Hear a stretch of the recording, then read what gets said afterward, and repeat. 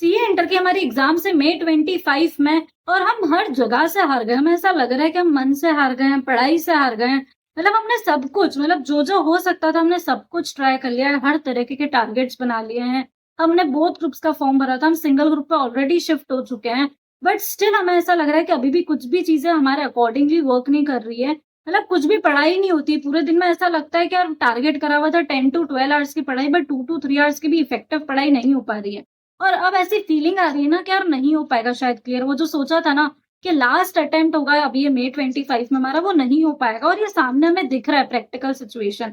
अगर आपकी भी सेम सिचुएशन और इस सेम सिचुएशन में आप स्टक हो, डेफिनेटली मैं आपकी मदद करूंगी। और आज मैं आपको ये गारंटी देती हूँ, आई बेट दिस फॉर श्योर, कि जिस तरीके से मैं आपको प्लान बताने वाली हूँ वो सेम तरीके से अगर आपने एग्जीक्यूट कर लिया, nobody can stop you from clearing your exams. इतनी बड़ी बात मैं इतने बड़े प्लेटफॉर्म पे बोल रही हूँ, मतलब डेफिनेटली कुछ तो लॉजिक होगा और कुछ तो प्लान होगा। सबसे पहले अगर आप फ्रॉम स्क्रैच वाली सिचुएशन में हो, जहाँ पे हर सब्जेक्ट का ऑलमोस्ट 5 to 10% करा हुआ है, और आपको ऐसा लग रहा है कि यार दोनों ग्रुप्स के फॉर्म भरे हुए और अभी तक कंफ्यूज हो के क्या करना चाहिए, क्योंकि दोनों ग्रुप्स के एक एक सब्जेक्ट्स पर ऐसा है कि होल्ड है और समझ नहीं आ रहा है। सो आई वुड सजेस्ट कि जहां पर भी ज्यादा कमांड है, सबसे पहले एक ग्रुप पर शिफ्ट हो जाओ, क्योंकि इस टाइम पर दोनों ग्रुप्स लेकर चलोगे और दोनों ग्रुप्स पर अगर पैर रखोगे तो शायद प्रोबेबिलिटी चांसेस ये कि दोनों ही नहीं हो पाएंगे।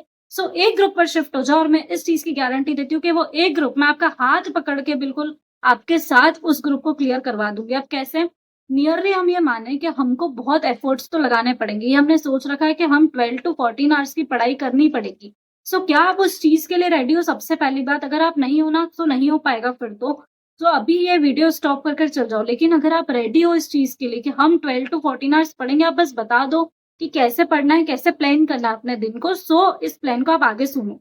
12 to 14 आवर्स की पढ़ाई जब आप 30 डेज के लिए करोगे, सो आपके पास अप्रोक्स अगर आप देखो, सो 400 आवर्स आपको मिल जाते हैं। 400 hours for 3 subjects, first time reading plus revisions दोनों करने के लिए मोर देन सफिशियंट रहता है।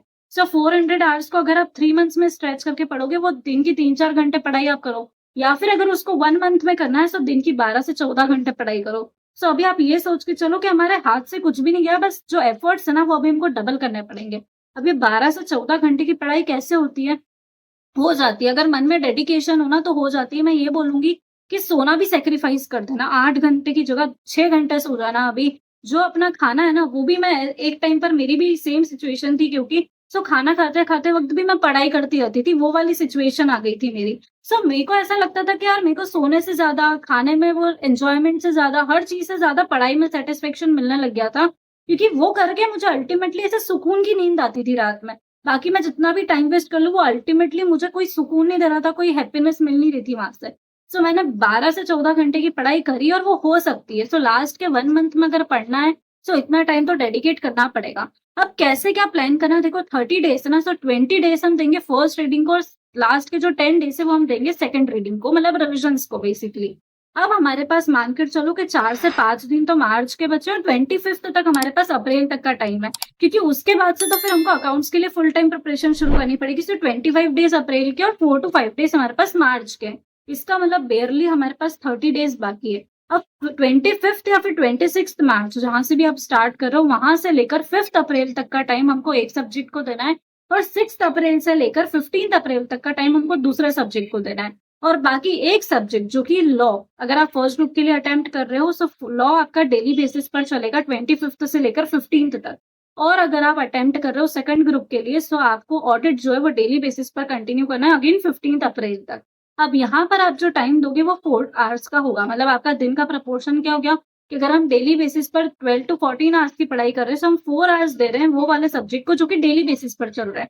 और जो दूसरा सब्जेक्ट है जो हम ऑलमोस्ट फुल टाइम चला रहे हैं, उसको हम बचा हुआ रेस्ट ऑफ द टाइम दे रहे हैं, लाइक 8 to 10 आवर्स तो अगेन उस सब्जेक्ट को दे रहे हैं जो हमारा चल रहा है 10 डेज के लिए। सो लॉ अगर हम चला रहे हैं और अकाउंट्स के लिए हम टारगेट कर रहे हैं कि 10 डेज के विद इन 9 आवर्स पढ़कर, 10 आवर्स पढ़कर हम उसको एक बार 70 to 80% क्या कवर नहीं कर सकते? आप बताओ।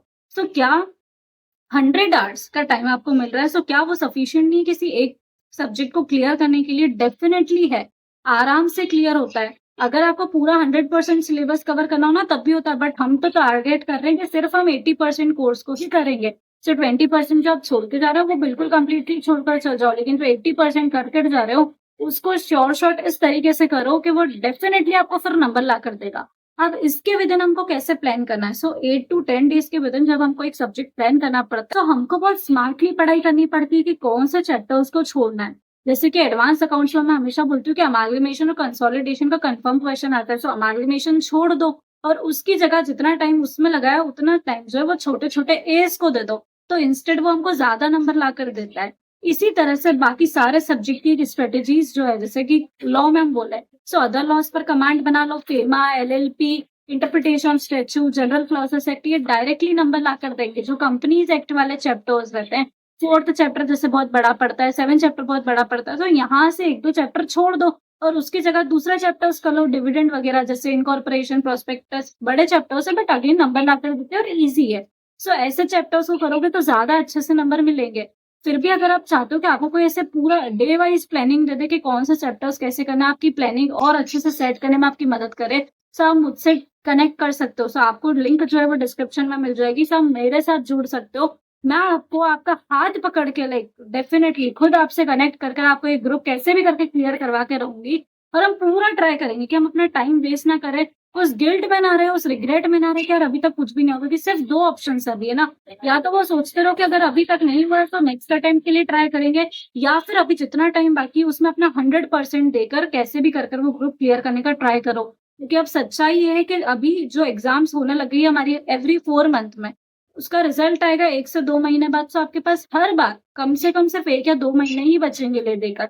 सो इस लूप को अगर तोड़ना है तो कभी ना कभी एक्स्ट्रा एफर्ट्स डालने पड़ेंगे, एक्स्ट्रा मेहनत करनी पड़ेगी। अब देखो 15 अप्रैल तक जब हमने हमारी फर्स्ट रीडिंग कंप्लीट कर ली, 15 अप्रैल के बाद 16 अप्रैल टू 28 अप्रैल तक हम डेडिकेटेड टाइम दे देंगे पूरा 4 टू 5 डेज का। अगर आप फर्स्ट ग्रुप की तैयारी कर रहे थे तो टैक्सेशन को, और सेकंड ग्रुप की अगर आप तैयारी कर रहे थे तो एफएमएसएम को। और 21 अप्रैल से लेकर 25 अप्रैल तक का टाइम हम दे देंगे कंप्लीटली अगर आप फर्स्ट ग्रुप की पढ़ाई कर रहे थे तो लॉ को, और सेकंड ग्रुप में हम टाइम दे देंगे ऑडिट को। फिर 26 से लेके 2 मई तक हम पूरा कंप्लीटली अकाउंट्स को दे देंगे। और अगर आप सिर्फ ग्रुप 2 के लिए अपेयर कर रहे थे तो आप हर दिन का जो ये टारगेट है ये 2 तो 3-3 दिन के लिए एक्सटेंड कर सकते हो, क्योंकि आपको थोड़ा सा ज्यादा टाइम मिल जाएगा। ठीक है, अब लेकिन एक साथ में एक चीज इंश्योर करना कि आप हर सब्जेक्ट का एटलीस्ट एक मॉक टेस्ट जो है वो दे देना, ताकि आप अपनी सिचुएशन को इवेल्युएट कर सको। अब ये मॉक टेस्ट आप नियरली कब दोगे? जैसे कि आपका एक सब्जेक्ट कंप्लीट हो जाएगा 5 अप्रैल को। सो 5 अप्रैल को जब आपका सब्जेक्ट कंप्लीट हो उसमें एंड डेट पर आप एक मॉक टेस्ट दे देना, और फिर आप दे देना एक और मॉक टेस्ट 15 अप्रैल के नियर। और फिर थर्ड मॉक टेस्ट आप या तो दे सकते हो 13-14 अप्रैल को या फिर 16-17 अप्रैल को, जैसे भी आपको सुटेबल लगे। बट एक मॉक टेस्ट थोड़ा सा एग्जाम से पहले आपको देने का प्लान करना चाहिए।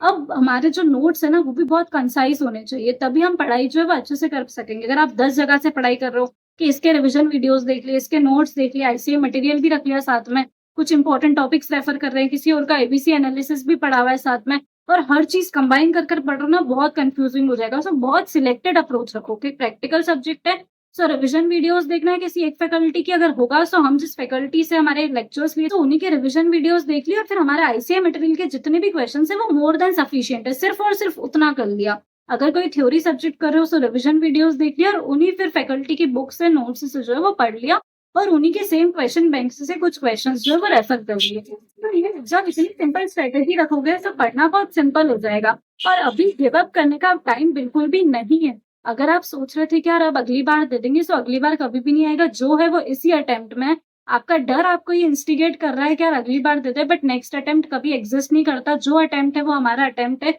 और इस अटेम्प्ट में इररिस्पेक्टिव कुछ भी रिजल्ट है हमको अपियर करना है।